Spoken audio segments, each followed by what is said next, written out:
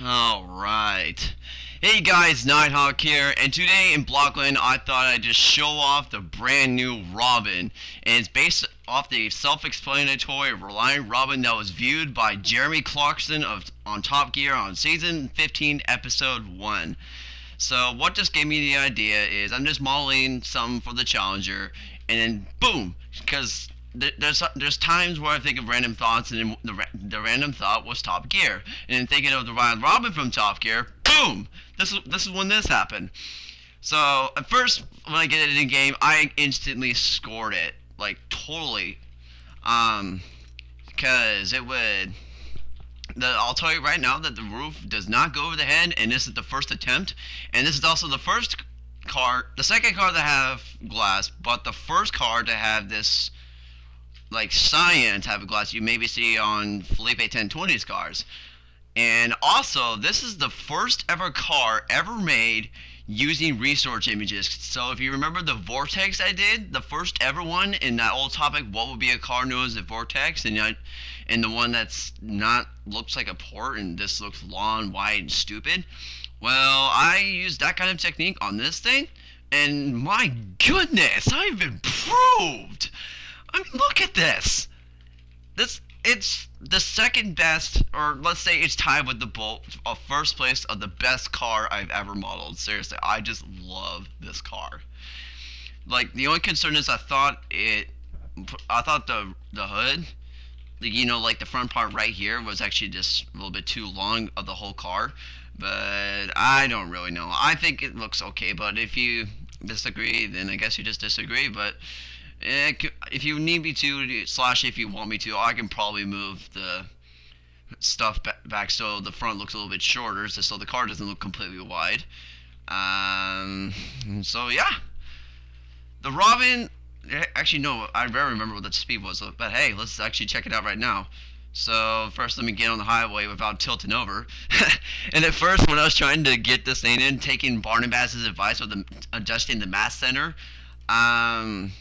I did that on the y-axis because I thought, like in Blender, like I'd rotate on its y-axis, it would tilt over, or it would act like it would tilt over. So I go to spawn it in game, and then it just pulls a nose dive, like it just rotates upwards, like right as I spawn it in, it just goes boom, just like that, and it gets stuck in the ground, and I can't even get it back on its wheels.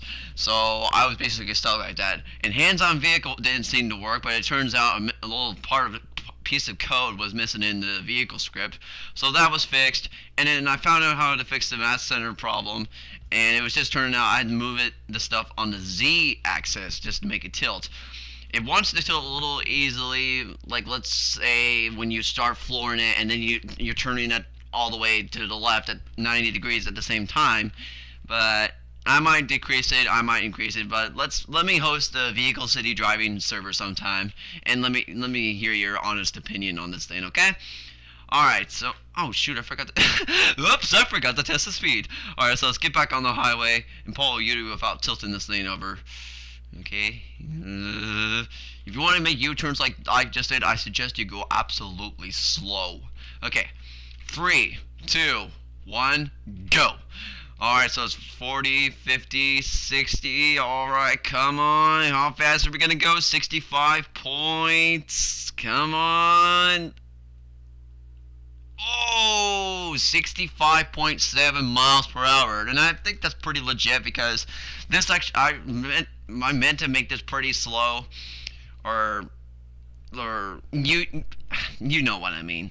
So yeah, I just want to make it kind of slow just like this, because I thought it would fit the way it actually drives in actual real life, because I don't remember the real speed, but I know it's pretty slow in real life. So I guess I don't think there's anything else to say. I don't think. Let me think real quick. Actually, oh yeah, actually no. Let me just answer a question that I'm pretty sure I'll be expecting. So it may look like that the Robin has 3 wheels, but in the code it has 4. Because what I did, look carefully here. Yeah, I know it looks a little bit weird, but I put the armatures for mount 0 and mount 1 No, hub 0 and hub 1, my bad. I put those like really close to each other, so it made it look like it was just a one and only wheel. And to be honest, the way that it looks, it's actually really good. It looks really good in my opinion. Because this is what the actual wheel looks like, using materials gray 25, gray 90, which is something they made it's a little lighter, gray 75 and a little bit, tiny bit darker than white, and gray 75. And yeah, probably also just to add on to the part where like this is the best car I've ever. Ow, shoot! Oh, my headset almost fell off. Let's say, but probably just to add to like why I say this is the best car I've ever made using resource images. Well, looking at both front and back images, I'd say I've done a very fantastic job of what I've seen. Because one of the resource images I used is the photo that I've posted actually on the Blockland forums. Quickly give it an annotation right there. See it? Do you see it? Okay, now you don't see it anymore. Anyways, so this is, from what I've seen in the picture, this is what the front actually looked like to me. And of course, you got this little black, whatever you call it here. And then following the little technique I saw Felipe 1020 used for the back wheels here, because you got yourself a little shape of a trapezoid here. So like, boom, there's a vertex, then there's the fourth vertex. So yeah, it looks like a trapezoid, and of course you got these edges. Oops, and you got these edges down here, of course. Like, yeah, like I said, it's a similar technique to what I've seen on Felipe's cars. And let's see, and here is the back. I might move these windows because they don't look like they're in the middle. They're actually, what I did is for the interior walls, I just faced the windows, just separated the meshes, made them double-sided, and then boom, there's our windows. But the way that they're positioned, I might need to move a couple of them. But yeah, I'll move them and I'll move them.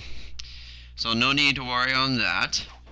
There is the top. It is flat shaded this time because I would not see any reason why it need to be a curvy roof instead of a flat box roof, because to be honest, this is actually a really boxy car, so of course it would be really easy to model, really easy to dominate on the model, I tell you. Oh, this is I'm sorry. This is just one of the best cars I've made. Alright, so now if we go into the interior, this is actually the first car of mine that has right-hand driving. It's the actual second Blockland car that's right-wheel drive, in my opinion, because if you know the Super Mini Barnabas made, which is the Mini Cooper, you're on this side instead of right here. And I'll let you know right now, I actually didn't mean to put the steering wheel right here because I want to be looking right this way, but then I forgot while I was looking at the interior picture that I started modeling the couple. Whoa, that was weird.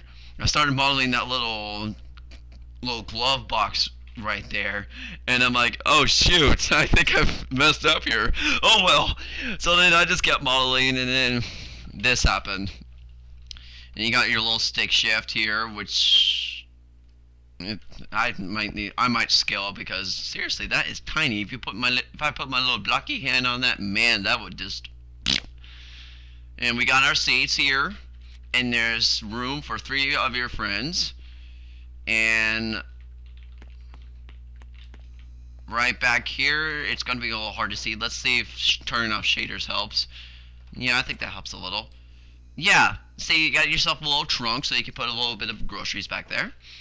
And just for once, admire that rear bumper. I've never actually done any rear bumpers like this before, and I'm looking at it when I'm done like, holy snapple, this is awesome. And I think the same thing with the front too. Holy snapple, this is fantastic. Like literally, it is fantastic. The steering wheel too, like everything, like just the way it turns and the way I'm driving it, it's like if you're in a Rolls-Royce Ghost, Phantom, or just a Bentley Continental. It just feels smooth, even though it's just a very lightweight car that wants that tilt over when you take a hard turn, like, ah! Just like so. Oh, goodness.